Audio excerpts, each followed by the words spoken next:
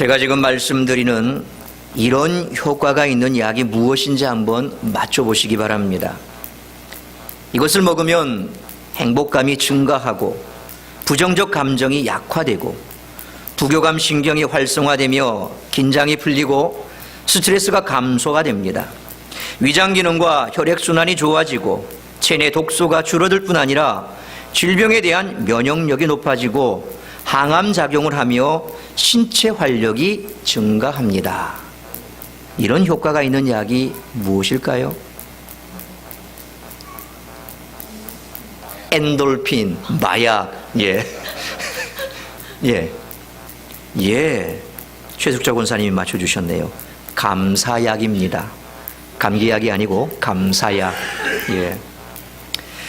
감사의 습관이 기적을 만든다라는 책에 나오는 얘기입니다. 미국의 심리학 박사인 로버트 에먼스, 그리고 심장 전문의 맥크레티, 그리고 의사 존 자웽 등 심리학계와 의학계의 다양한 전문가들은 감사가 인간의 정신과 신체에 어떠한 영향을 끼치는지에 대해 다양한 임상실험을 실시했습니다.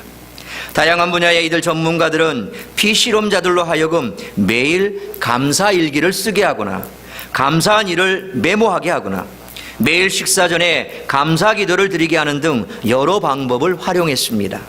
이 전문가들이 도출한 실험 결과는 놀라울 정도로 일치했습니다. 감사하는 마음이 정신적으로 뿐만 아니라 신체적으로도 탁월한 건강 증진 효과를 가져온다는 것입니다. 참가자들은 실험이 진행될수록 정신적으로도 안정될 뿐더러 실제로 신체 반응에도 변화를 보였다고 합니다. 매일매일 감사 생활을 하면 결혼 생활도, 가족 관계도, 직장 생활도, 교회 생활도, 얼굴 표정도, 건강도, 마음 자세도, 하나님과의 관계도, 인간 관계도, 경제 생활도 달라지더라는 것입니다. 지그지글러는 당신이 취할 수 있는 온갖 태도 중 감사가 삶을 가장 크게 변화시킨다라고 말했습니다. 또한 탈무드는 세상에서 가장 현명한 사람은 배우는 사람이다. 가장 강한 사람은 자기를 이기는 사람이다. 가장 행복한 사람은 범사에 감사하는 사람이다 라고 말했습니다. 갈수록 감사하는 사람이 줄어드는 것 같습니다. 감사할 게 없어서 그럴까요? 그렇지 않을 것 같습니다. 오히려 감사해야 할 것을 당연한 것으로 생각하기 때문에 그런 것 같습니다. 점점 무감사 세대, 감사 불감증 세상이 되어가는 것 같습니다. 이처럼 감사가 줄어드니 행복도 줄어듭니다. 감사하는 만큼 행복하다고 합니다. 그 말은 불평하는 만큼 더 불행해진다는 말이기도 하지요. 감사와 행복이 비례하듯이 불평과 불행도 비례합니다. 데살로니가전서 5장 8절에 범사에 감사하라, 이것이 그리스도 예수 안에서 너희를 향하신 하나님의 뜻이니라 분명히 말씀합니다. 그런데 감사에도 두 가지가 있습니다.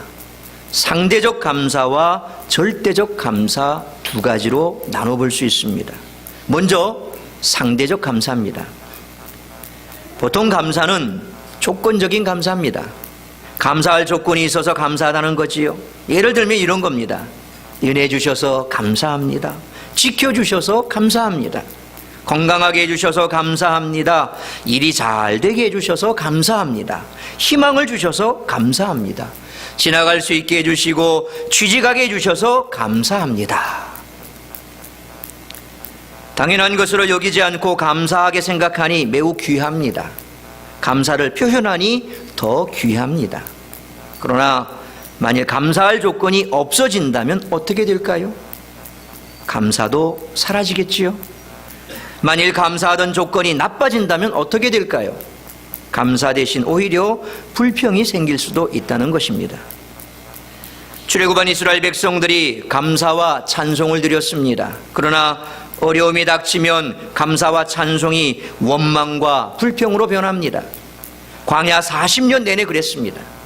그렇다면 오늘 우리들의 감사는 어떤 것 같습니까? 보통 감사는 비교 감사가 절대적입니다. 남과 비교해서 내가 더 낫다고 생각하면 감사한 마음이 들죠. 아이 성적이 올라가 참 감사합니다. 연봉이 올라서 참 감사합니다. 건강이 좋아져서 참 감사합니다. 그런데 옆집 아이 성적이 더 올랐다면, 동료의 연봉이 더 올랐다면 그래도 감사가 될까요? 비교해서 내가 못하다고 생각이 들면 감사도 사라집니다. 오히려 불만이 생깁니다. 명절에 시댁을 갔습니다. 시어머니가 둘째 며느리에게 농사를 직접 지어서 짠 아주 귀한 참기름 한 병을 건넵니다. 어머니 감사합니다 하고 감사 인사하고 돌아서려는데 첫째 며느리에게 어머니가 몰래 2병을 주는 겁니다. 둘째 며느리 계속해서 감사할 수 있을까요? 어쩌면 감사에서 불평으로 바뀌지 않았을까요? 조건적 감사, 비교 감사는 상대적인 감사입니다. 감사 조건이 있을 때는 감사하지만 힘들면 불평하게 됩니다. 비교해서 내가 나으면 감사하지만 못하면 감사에서 불평으로 인해 바뀌어버립니다. 그래서 조건적 감사는 일시적인 감사입니다. 그러나 갈수록 이 조건적인 감사마저도 약해져가고 있는 것 같아 참 안타깝습니다. 감사해야 할 것을 당연한 것으로 생각합니다. 감사해야 하는데 오히려 불평만을 합니다. 옛날에 어버이날이 되면 나실제 괴로움 다 잊으시고 기르실제 밤낮으로 애쓰는 마음, 이런 어버이 은혜 노래를 부르다 보면 다들 연신 눈물을 이렇게 훔쳐대지요. 듣기만 해도 가슴 뭉클해지지 않습니까? 당연한 감사지요. 그런데 지금은 어떨까요? 왜 낳았냐고, 낳았으면 필요한 거 해주는 게 당연한 거 아니냐고, 부모가 낳아서 키워준 거 당연한 거고 원하는 대로 못 해주니까 원망하고 불평하는 거 아니냐고, 이렇게 외려 큰 소리를 쳐댑니다. 아무것도 안 해준 게 없는 사람에게 원망을 들을까요? 아니면 잘해줬던 사람에게 원망을 들을까요? 한번 곰곰이 생각해 보십시오. 상대적 감사의 한계가 여기입니다. 언제 불평으로 언제 원망으로 바뀔 줄 모른다라는 겁니다. 곰곰이 생각해 보면 목회자와 성도의 관계도 어쩌면 그런 것 같다는 생각이 선뜻 들었습니다. 정말 귀하게 여깁니다. 참 잘 대해줍니다. 물론 이 귀하게 여긴다는 게 어떤 목사의 판단 기준에 있어서 다를 수는 있겠지만, 그러나 적어도 성경이 말씀하시는 한 영혼이 천하보다 귀하다라는 그런 마음 하에서 목회자가 다 그렇게 귀하게 잘 섬겨줍니다. 누구보다도 어린 성도 같으면 더 정성을 쏟지요. 그렇게 열심으로 정성을 쏟아서 제자 훈련도 시키고 양육 훈련도 시키고 잘 그렇게 세워줍니다. 그런데 그러다가 교회 규모가 점점 커지고 그러면서 이제 이렇게 한 사람 두 사람 집중적으로 돌봐주지 못하는 그런 상황이 발생하고, 때로 여러 성도들 사이에서 예기치 못한 관계가 이루어지고 거기에 따라서 뭐 어떤 문제가 발생했을 때 그만 그 전에 그렇게 잘 대해주고 그렇게 열심으로 정성을 다해서 잘 양육시켜줬던 그분, 한순간 자기 감정이 상했고 한순간 뭔가 자기 마음에 들지 않는다고 그만 마음이 멀어져 가기 시작합니다. 그것이 쌓이고 쌓여서 어느 순간인가 교회를 떠나버리기도 합니다. 저는 한 교회만 섬겼습니다. 이곳저곳 뭐 다니지도 않았고 다닐 능력도 안 됐고 다닐 처지도 안 됐고, 그래서 그냥 여기가 좋사오니 그래서 제가 결혼하고 또 저희가 가서 살았던 그 지역에 그냥 거기에서 거의 말뚝박다시피 해서 그냥 거기서 청년 때부터 해서 부교육자로 쭉 개척할 때까지 있었습니다.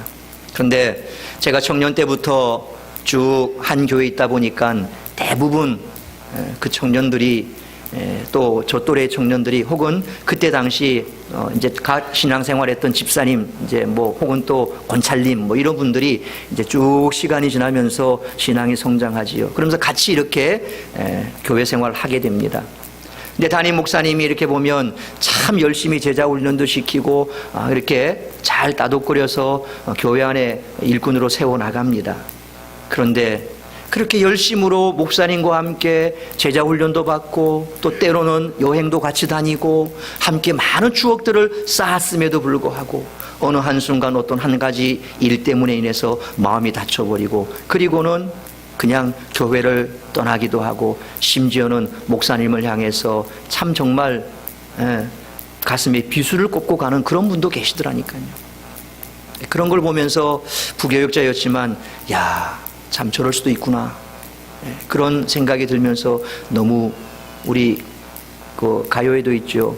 정주지 말아야지 뭐 이런 생각 그냥 우스갯소리지만 그런 마음이 들기까지 하더라니까요. 지금 제가 이제 개척해서 7년입니다. 한 분 한 분이 정말 귀하고 소중하지요. 여기 하나 어느 분 하나 정말 안 귀하신 분이 없습니다. 다 귀한 분들입니다.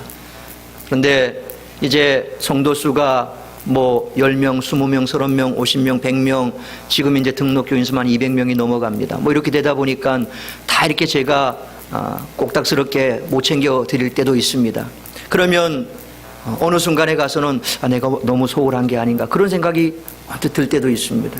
그래서 지나가다가도 그냥 겸연쩍게 손 한번 잡기도 합니다. 근데 이럴 수 있는 횟수가 이제 점점 줄어들 겁니다. 교회가 더 커지고 이러다 보면 같이 마주 앉아서 식사할 기회도 없어질 겁니다. 교회 공사 현장에 이번에 또 가서 다시 한번 우리 식당이나 또 목양실이 있는 4층에 어떻게 자리를 배치할 건가 막 이렇게 의논하면서 그렇게 하다가 세가족석이 좀 그 실이 좀 작은 것 같아서 바꿔버렸습니다. 우리 재현 장로님한테 이거 바꾸십시오. 세가족석 실이 너무 작습니다. 이제 장로님들도 들어오셔서 식사를 같이 해야 되고 다 해야 되는데 커져야 됩니다. 그래서 이제는 세가족들이 이렇게 다른 분들 이렇게 눈치 보지 않고 와서 같이 식사에 교제할 수 있는 그런 자리가 돼버리면 여러분과 제가 이제는 같은 식당 안에서 얼굴 보고 식사하기가 힘들어질지도 모릅니다. 이렇게 되다 보면 대화가 점점 멀어지겠지요. 그러다 보면 저는 여러분들을 향한 마음은 똑같습니다. 늘 어느 분을 뵈나 다 귀하고 정말 잘 섬겨드리고 싶은 그런 분들입니다. 그런데 대화가 멀어지고 자주 할 수 있는 기회가 없어지다 보면 작은 문제 하나가 내 마음에 크게 상처로 와 닿을 수도 있다라는 겁니다. 그러다 보면 지금까지 그렇게 애쓰고 수고해서 잘 관계를 유지해오고 함께 교회 안에 잘 섬겨왔는데 그것 하나 때문에 시험 들 일도 생길 수도 있다라는 겁니다. 여러분은 그렇게 안 될 거지요? 인상해 보니까 왜 그럴 수도 있지. 그럴 수도 있지. 표정이 상당히 굳어져 있는데 좀 웃어가면서 여러분은 안 그러실 거죠? 그래도 아직 한 90%는 그럴 수도 있지 하는 표정 같은데 집에 가서 다시 한번 생각을 해봐야 될 것 같습니다. 정주지 말아야지. 여기서 끝내야지. 안 그러실 거죠? 네. 겨우 소리가 좀 나옵니다. 이처럼 상대적인 감사는 항상 잘해주다가도 한순간에 뭔가 내 마음속에 거리낀 게 있으면 원망과 불평으로 바뀐다라는 겁니다. 물론 모두가 다 그렇지는 않을 겁니다.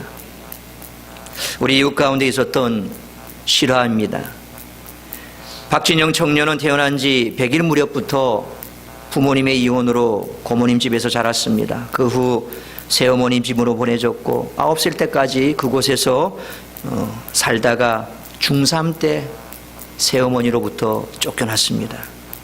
또다시 갈 곳이 없어진 그는 할머니를 찾아갈 수밖에 없었고 그때부터 80이 넘으신 할머니와 함께 같이 살게 됐습니다.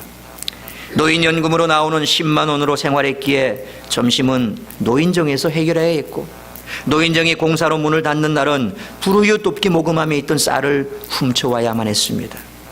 간장과 밥으로 끼니를 해결하는 날이 계속되자 이 박진영 청년은 고1 때부터 아르바이트를 하기 시작했습니다. 학업과 아르바이트의 병행은 20살이 넘어도 계속 될 수밖에 없었습니다. 20살 때는 그때부터 공사장 막노동을 하고 있었습니다.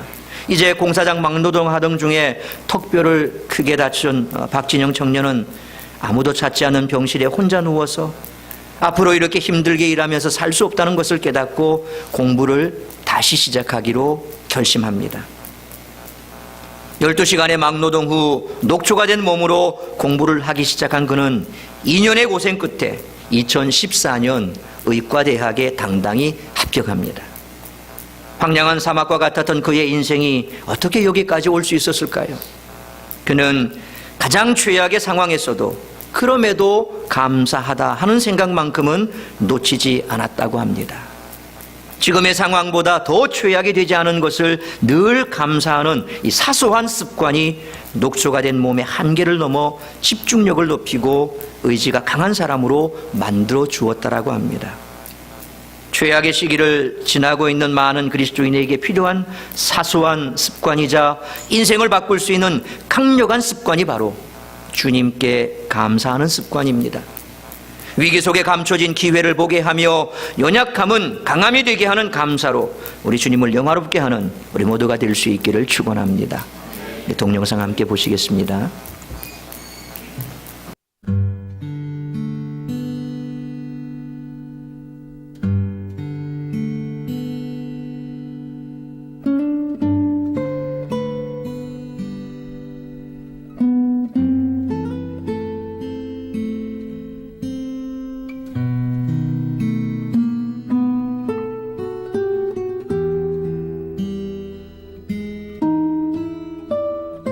제가 태어나고 100일쯤 어머니 아버지가 이혼하시고 저는 고모 댁에서 자랐어요. 너무 어렸을 때라서 고모를 엄마라고 부르며 자랐어요. 9살쯤에는 새엄마라는 분의 집으로 가게 됐어요. 아버지는 어떠한 일로 교도소에 오래 계셨고 저는 처음 보는 새엄마와 살아야 했어요. 그렇게 살다가 제가 중학교 3학년 때 새엄마께서 갑자기 이제는 너를 못 키워준다 하시면서 무작정 쫓아내셨어요. 갈 곳이 없는 저는 이제 친척과 할머님이 계신 수원으로 갔어요. 그렇게 말이 나오니까 할머니께서 나서셔서 키워주시겠다고 하셨어요. 그때는 이미 할머님이 80이 다 된 나이셨어요. 부모님 없이 자란 저를 할머님은 굉장히 안쓰럽게 생각해 주셨어요. 그렇게 해서 할머님이랑 둘이 살게 됐는데 할머님이 받으시던 노인연금 10만 원으로 생활을 하게 됐어요.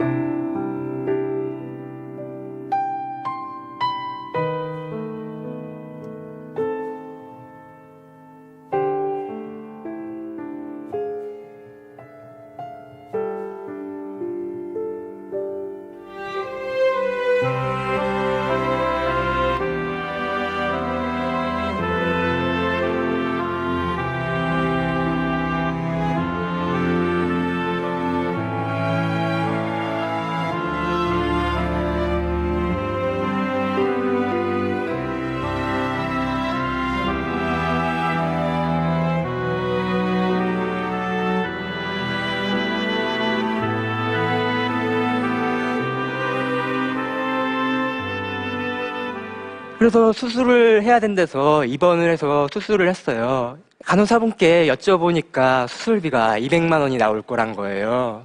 저는 당시 수중에 50만 원밖에 없었어요. 아무도 찾아오지 않는 병실에 누워서 생각을 하니까 정말 절로 눈물이 나더라고요. 제가 이제 이렇게 일하다가 더 다쳐서 크게 다치면 할머니께 오히려 짐이 되지 않을까라는 생각이 들더라고요. 그래서 공부로 성공을 하자, 퇴원을 하면 당장 공부를 시작하자라고 생각하고 다짐을 했어요.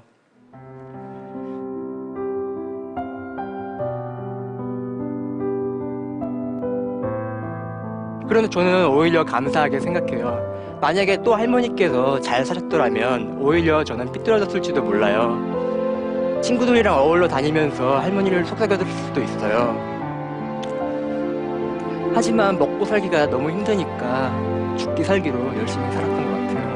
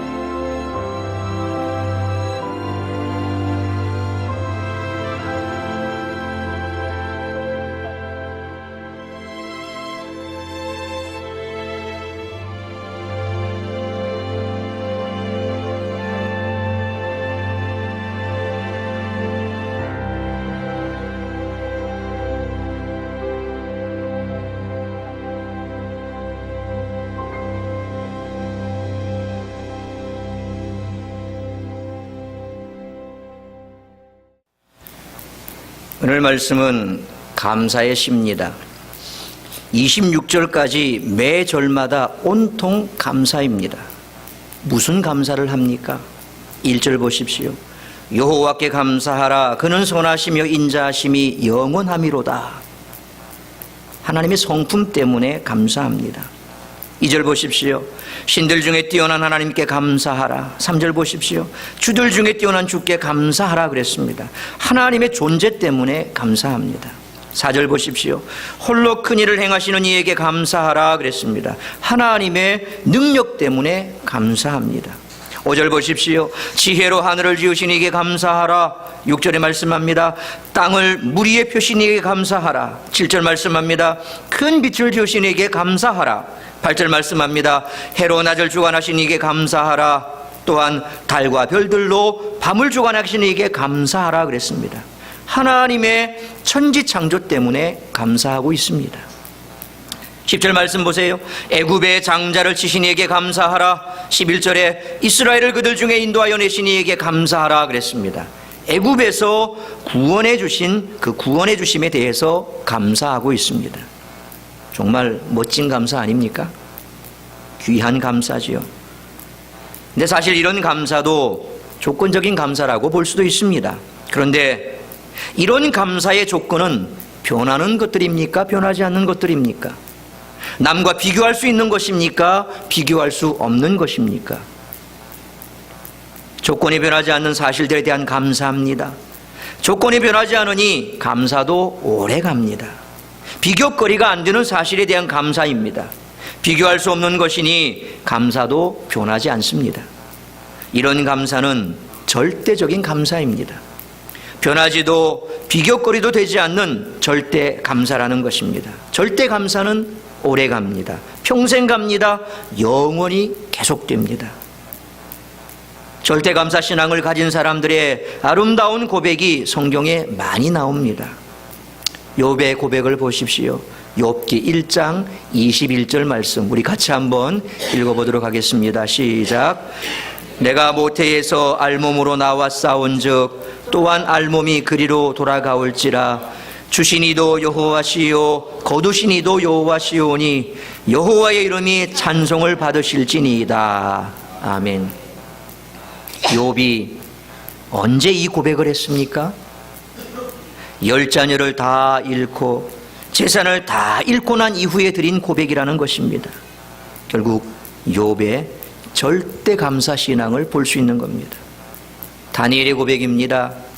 다니엘서 6장 10절 말씀 우리 같이 한번 읽습니다. 시작. 다니엘이 이 조서에 왕의 도장이 찍힌 것을 알고도 자기 집에 돌아가서는 윗방에 올라가 예루살렘으로 향한 창문을 열고 전에 하던 대로 하루 3번씩 무릎을 꿇고 기도하며 그의 하나님께 감사하였더라. 아멘. 다니엘이 어떤 상황에서 드린 감사입니까? 모함에 빠져 사자굴에 던져질 것이 뻔한 상황에서 드린 감사라는 것입니다. 다니엘의 절대 감사 신앙을 잘 보여줍니다. 우리가 잘 아는 하박국의 고백도 있지요. 하박국 3장 17절로 18절 말씀 우리 같이 읽습니다. 시작. 비록 무화과 나무가 무성하지 못하며 포도나무에 열매가 없으며 감람나무에 소출이 없으며 밭에 먹을 것이 없으며 우리의 양이 없으며 외양간에 소가 없을지라도 나는 여호와로 말미암아 즐거워하며 나의 구원의 하나님으로 말미암아 기뻐하리로다. 아멘. 하박국은 어떤 형편에서 기뻐한다고 했습니까? 모든 것을 빼앗겨서 아무것도 없을 때라도 기뻐한다고 했습니다. 하박국의 절대 감사 신앙의 모습입니다. 또한 우리가 잘 아는 사도 바울의 고백도 있습니다. 고린도후서 12장 9절로 10절 말씀입니다. 우리 같이 한번 읽습니다. 시작. 나에게 이르시기를 내 은혜가 내게 족하도다. 이는 내 능력이 약한 데서 온전하여 짐이라 하신지라. 그러므로 도리어 크게 기뻐함으로 나의 여러 약한 것들에 대하여 자랑하리니 이는 그리스도의 능력이 내게 머물게 하려 함이라. 그러므로 내가 그리스도를 위하여 약한 것들과 능력과 궁핍과 박해와 곤고를 기뻐하노니 이는 내가 약한 그때의 강함이라. 아멘. 사도 바울은 언제 기뻐하며 감사했습니까?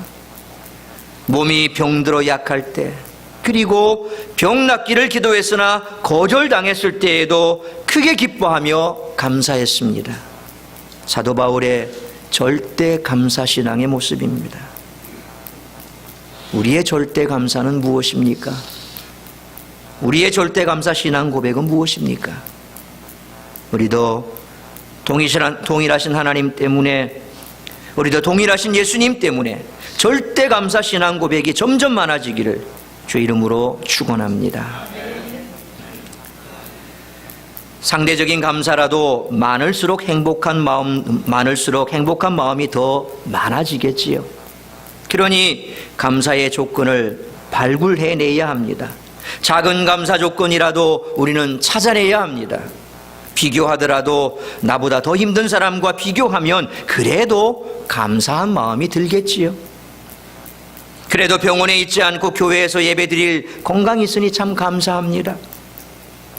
듣고 보고 먹으니 감사합니다. 그래도 무덤 속에 있지 않고 살아서 예배드리니 감사하지요.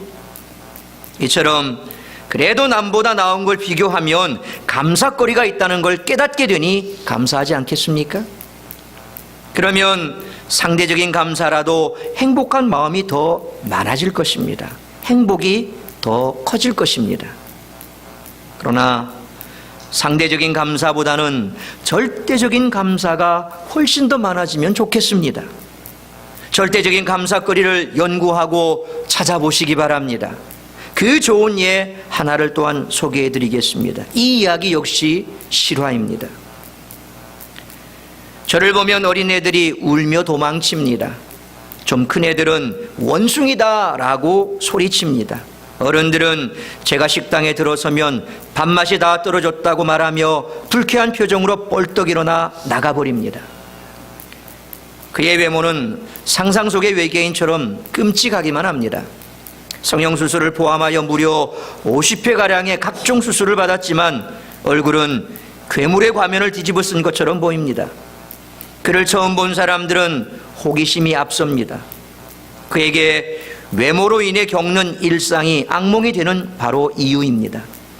또다시 길에서 마주친 사람들은 그를 보고 소리칩니다. 닌자가 왔다! 닌자가 왔어! 여러분이 닌자가 누군지 아십니까? 예, 닌자 거북이. 영화에 나오는 닌자 거북이, 그 만화의 캐릭터지요. 그 닌자 거북이처럼 아주 이상하게 생겼기 때문에 그렇게 소리친답니다. 조엘 소넨버그에게 1979년 9월 15일의 기억은 없습니다. 생후 20개월의 하얀 피부를 가진 귀엽고 예쁜 아기에게 당연한 일일 겁니다. 그러나 그날은 잊을 수도 잊어지지도 않는 날이 되었습니다. 1978년 뉴욕, 대학 교수인 아버지와 간호사인 어머니 사이에 태어난 조엘 소넨버그. 넉넉한 가정 환경으로 남부러울 것 없었던 그의 생활은 1979년 9월 15일 원치 않은 사고로 평생의 인생이 뒤바뀐 사건이 일어납니다. 당시 조엘은 태어난 지 20개월 정도밖에 안 된 아주 어린아이였습니다. 때문에 조엘은 당시 자신에게 무슨 일이 어떻게 일어났는지 기억조차 없습니다. 다만 수없이 보도된 뉴스와 신문, 방송을 통해 모든 사실을 알게 되었던 것입니다. 사건이 일어나던 날 조엘의 가족은 주말 여행을 위해 고모 부부와 함께 집을 떠나 해변으로 향했습니다. 두 대의 차가 톨게이트를 지날 무렵 40톤의 양파를 실은 대형 트럭이 그들을 향해서 돌진했고 순식간에 덮치고 맙니다. 불행 중 다행으로 조엘을 제외한 나머지 가족들은 차에 불이 붙기 전에 탈출에 성공하지만 조엘이 앉아있던 유아용 의자는 거센 충격으로 차의 좁은 공간에 끼어 있었습니다. 너무 놀란 어머니는 조엘이 죽었을 거라며 대성통곡을 했고 그러는 사이 용감한 한 청년이 소화기로 불을 끄며 조엘을 구해내지만 그의 손에는 커다란 숯덩어리 뿐이었습니다. 성한 곳이라고는 기저귀를 차고 있던 것뿐 눈, 코, 입은 물론 손과 발까지 모두 사라져 형체를 알아볼 수 없었습니다. 몸 전체의 85% 이상의 3도 화상으로 살 수 있는 가능성은 10% 정도로 희박한 상태였습니다. 어떤 사람은 차라리 태어나지 않는 게 나았을 뻔했다라고도 했고, 또 어떤 사람은 차라리 그 자리에서 죽는 게 나았을 뻔했다라고 이야기할 정도로 조엘의 상태는 어린아이가 감당하기엔 너무나도 버거웠고, 그런 아이를 지켜봐야 하는 부모님 역시도 너무나 힘겨웠습니다. 그러나 조엘의 부모는 중화상 환자를 전문적으로 치료하는 슈라이너즈 병원에 가면 생존 가능성을 높일 수 있다는 말에 신락 같은 희망을 걸었습니다. 하지만 그곳에는 어린이 환자를 수용할 수 있는 침상이 4개밖에 없었고 이미 다 차 있었습니다. 시급을 다투던 상황에서 가족들은 기도에 의지했습니다. 며칠이 지나자 마침내 침상이 비었습니다. 생존을 향한 기나긴 수술 과정은 이렇게 시작이 되었던 것입니다. 병원에 침상이 비게 되었던 것은 참 운 좋은 일이었습니다. 그러나 거기엔 대가가 있었습니다. 온몸에 90% 이상 중화상을 입은 어떤 아기가 수개월 동안 사투를 벌이다가 비극적으로 죽음을 맞이했던 사연이 있었던 것입니다. 조엘은 그때를 회상하며 이렇게 말했습니다. 제가 살아날 수 있었던 것은 한 아기의 죽음 때문이었습니다. 예수님이 십자가에 죽어 인류가 영원히 살 수 있게 된 것처럼 말이지요. 조엘의 어린 시절은 잊고 싶은 과거란 이름의 앨범입니다. 부모와 떨어져 병실에서 겪었던 두려움과 외로움, 너무도 깊은 상처 때문에 매일 울고 비명을 지르던 아픔의 기억들을 떨쳐버리고 싶었기 때문에 그는 과거를 회상하기를 싫어합니다. 저는 의사와 간호사들에게 제발 아프지 않게 살살해 주세요라고 간청했습니다. 밤이 되어 부모님이 병실을 떠나면 밤새도록 비명을 지르는 다른 어린이 환자들에게 포위되어 아무도 없는 어두운 병실에 혼자 남아 있어야 했습니다. 그렇게 과거를 회상했습니다. 나이가 들어가면서 자신의 몸에 남겨진 흉한 상처를 보고 어머니에게 던진 질문은 그가 가졌던 정체성에 대한 고민을 엿볼 수가 있습니다. 4살 때 엄마, 내 피부도 엄마 피부처럼 부드러워지는 거예요? 5살 때 엄마, 나는 언제 손가락이 생겨요?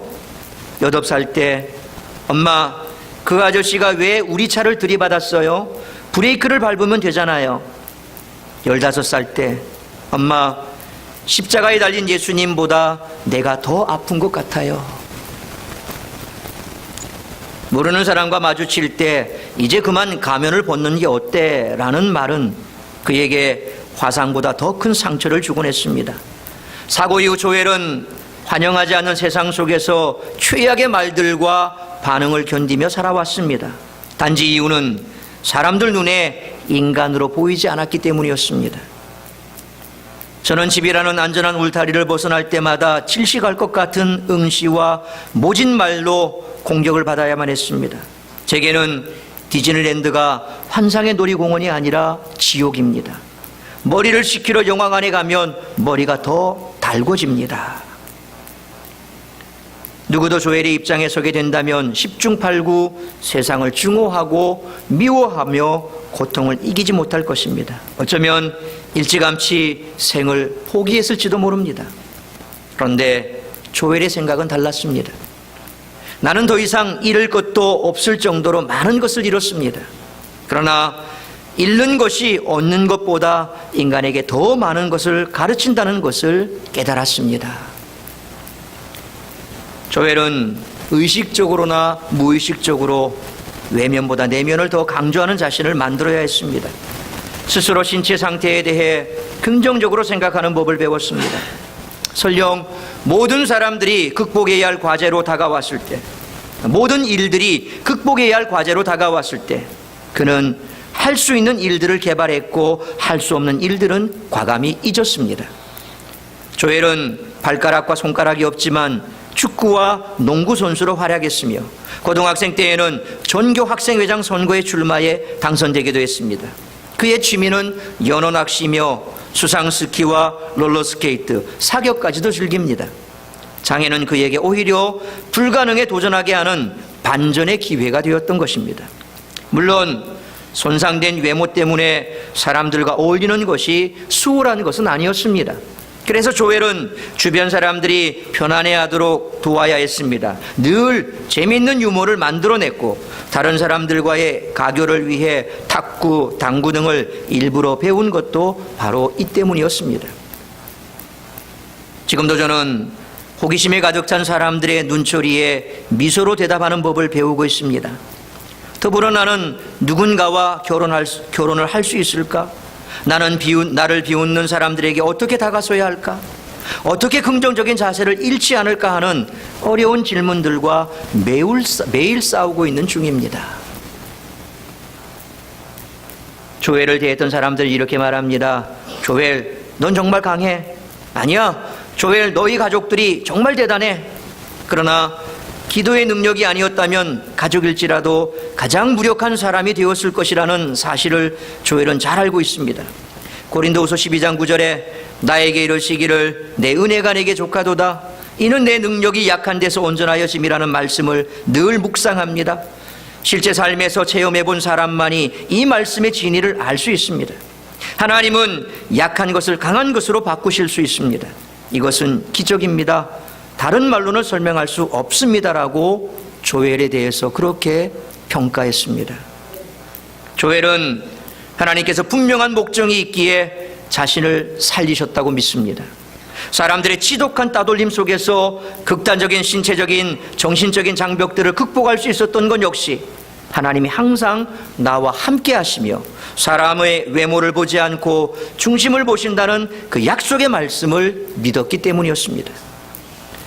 조엘은 교통사고가 난 지 18년 만에 잡힌 가해 운전자를 법정에서 만나며 그를 이렇게 용서했습니다.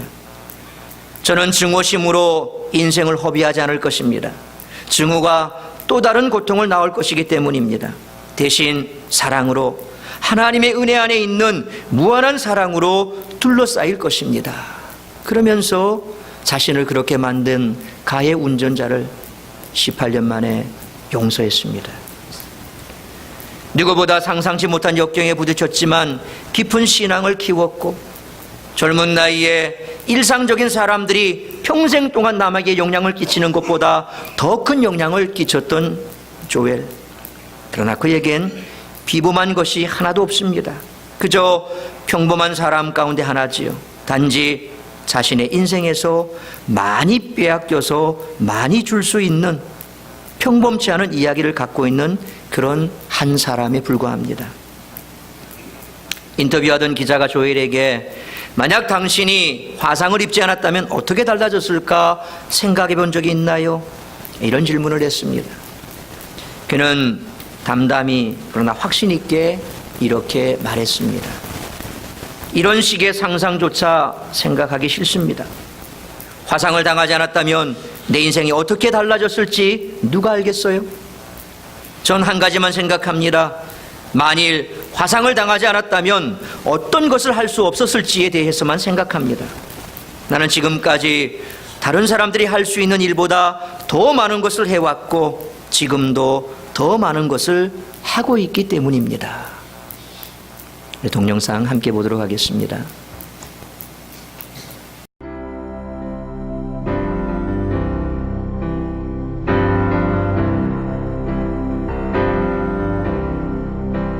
약한 나로 강하게 가난한 날 우하게 눈먼 날 볼 수 있게 주 내게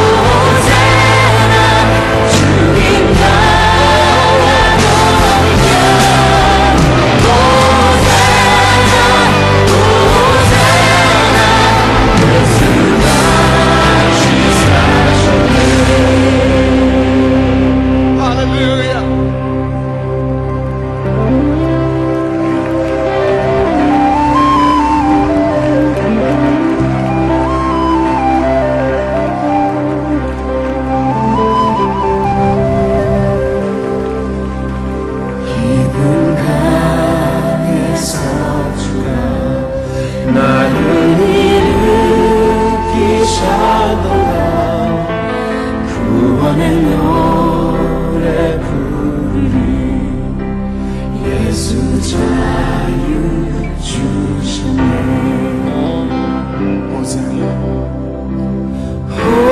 호산나 호산나 죽임 당한 어린 양 호산나 호산나 예수 다시 사셨네. 절대 감사가 많을수록 행복도 더 많아집니다. 절대 감사가 많을수록 행복도 더 오래 갑니다. 상대적인 감사는 일시적인 행복을, 그러나 절대 감사는 오래가는 영원한 행복을 줄 것입니다. 디모데후서 3장 1절로 2절에 말세에 고통하는 때가 이르러 사람들이 자기를 사랑하며 돈을 사랑하며 자랑하며 교만하며 비방하며 부모를 거역하며 감사하지 아니하며 거룩하지 아니하며 라고 말씀합니다. 우리가 직면하고 있는 바로 현실입니다. 갈수록 감사가 줄어듭니다. 행복도 줄어듭니다. 불평불만이 많아집니다. 불행도 늘어납니다. 불평불만하면 먼저 자기가 불행해집니다. 듣는 사람은 상처를 받습니다. 함께 불행해집니다. 하나님도 원망과 불평을 굉장히 싫어하십니다. 대신에 하나님은 감사를 좋아하십니다. 그래서 데살로니가전서 5장 18절에 말씀합니다. 같이 읽습니다. 시작. 범사에 감사하라. 이것이 그리스도 예수 안에서 너희를 향하신 하나님의 뜻이니라. 아멘. 상대적 감사도 어쨌거나 풍성하면 좋겠습니다. 상대적인 행복도 많이 누리면 좋겠습니다. 그러나 상대적 감사에서 나오는 행복은 그리 오래 가지 못합니다. 조건이 없어지고 비교 열등이 되는 순간 행복도 끝이 납니다. 오히려 불행을 느낍니다. 그러니 감사를 찾고 연구하고 노력해서 감사하는 습관을 가져야 됩니다. 그러나 그보다는 절대 감사가 더 풍성해지기를 바랍니다. 그러면 절대 행복을 풍성하게 누리게 될 것입니다. 감사의 조건이 변하지 않으니 비교할 수 없는 감사에서 나오는 행복이니 오래오래 갈 것입니다. 이 감사와 행복을 점점 더 풍성하게 평생토록 누리며 살아가는 우리 모두가 될 수 있기를 주님의 이름으로 축원합니다.